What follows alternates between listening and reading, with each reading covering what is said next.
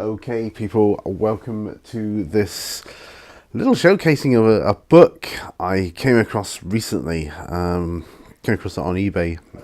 I was fascinated because it's the Haynes manual of tabletop gaming, and back in the day, of course, Haynes used to do manuals for cars, and that's all they really did. Now, of course, they do like a Haynes manual for pretty much everything you can think of now.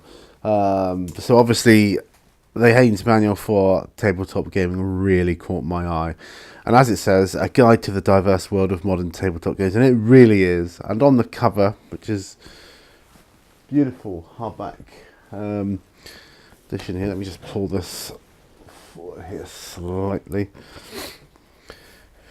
It's got a setup of sorts, as it were, with different miniatures from many different games, and this encompasses role-playing games as well.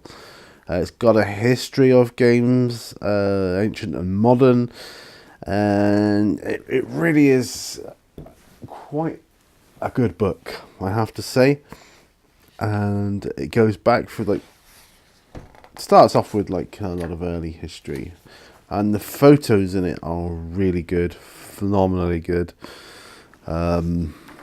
Just really superb photography. It's so good. You can even see the mold lines on on some of the wings here on this character, but this dragon thing. But yeah, so it goes back through the ages. Like I said, pages are so glossy.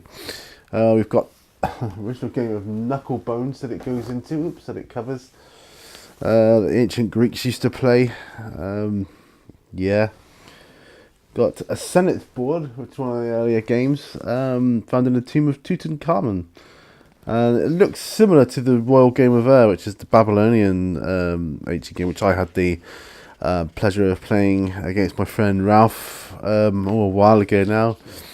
Over a year ago now, I think that was. But this book has some glorious photography, information, and just general stuff. It encompasses all games, for the classics, to Warhammer, to role playing, D&D. It's the start of the war game itself.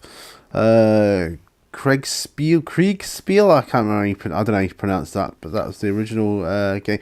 It's got H.G. Wells there, and he first started making rules for games on the tabletop front. We're coming up to a bit which really kind of got to me when I was reading this book. We'll get to it. Look, it's got Call of Cthulhu here. Tells you all about different role-playing games. Fighting fantasy books. That's the City of Thieves, which of course I've got. Tyrannus there, that looks cool. Warhammer 40k, it's got that. Tells you all about that, how that came to be. I'll just tell you a bit. I won't go through it page by page. It's got Vampire the Masquerade, and how that game went from the World of Darkness to the Chronicles of Darkness. Right, this is the bit which really grates me. We're coming on to the game of Magic now. Magic the Gathering. Now, when Magic first came out, first edition, I got into it with a load of my mates. Of course, it was a different time then. It was a very different time. We all had it. We all played it. We all had great decks of cards, huge decks that we could build. I don't know what it's like nowadays, the game. I just don't know. But of course, there were rare cards that came out of that. Rare cards, indeed. Going through here, I'm going to zoom in. I'm going to keep this zoomed in. Here's a card called the Black Lotus. Just about see that in there. I've got to talk about this card, and I shall read the bit underneath, which is this bit here. So I shall read that to you. It says, early enthusiasts for Magic quickly identified 9 cards that were significantly more powerful than others. As a result, they stopped being printed after a short time, although no longer used in most formats of the game. They can fetch big sums, so several $100 or more depending on the exact card and its condition. Mint copies of the most powerful of all, Black Lotus, which is this card here, have reached nearly £22,500 or $30,000. Can you see that there? Yeah.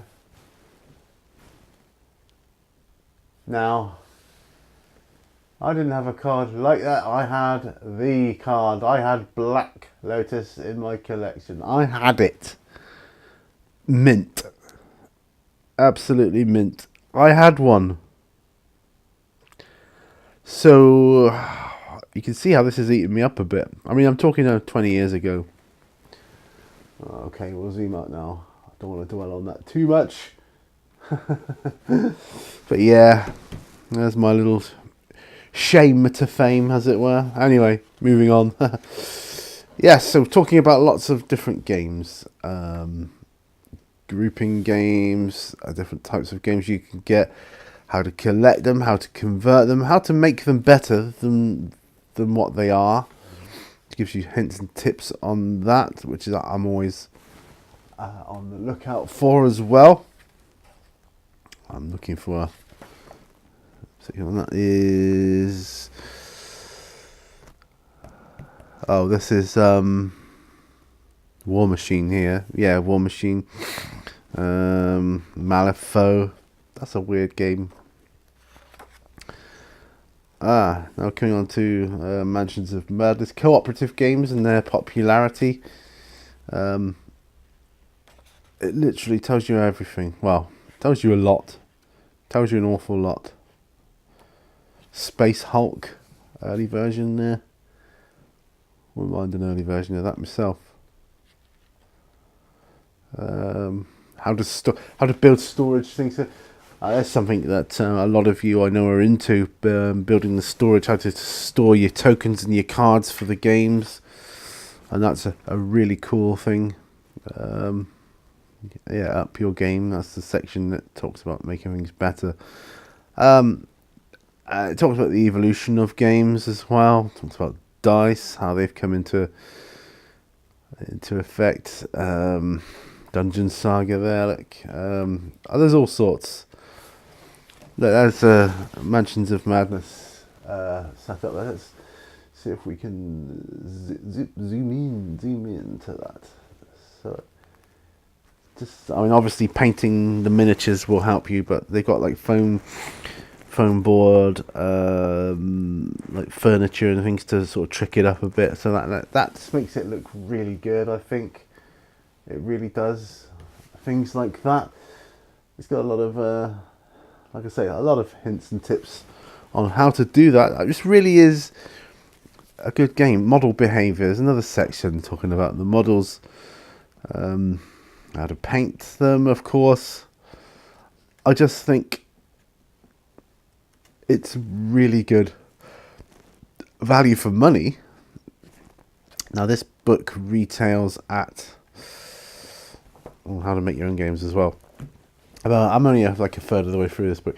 This book retails at, there we go, $22.99. See that? I got it on eBay for about $13.99. I think I paid for it. But yeah, the Haynes Manual of Tabletop Gaming. I thoroughly recommend it. Really is a good book, and it's one of the ones I'm kind of glued to at the moment. Just I'm absorbing not only the information but the wonderful pictures and some great ideas that it's throwing my way as well. So thanks for watching this little showcase of my Haynes manual for tabletop gaming, and remember, all brushes lead to war, because I will see you on the next video. Bye for now, folks. Bye bye.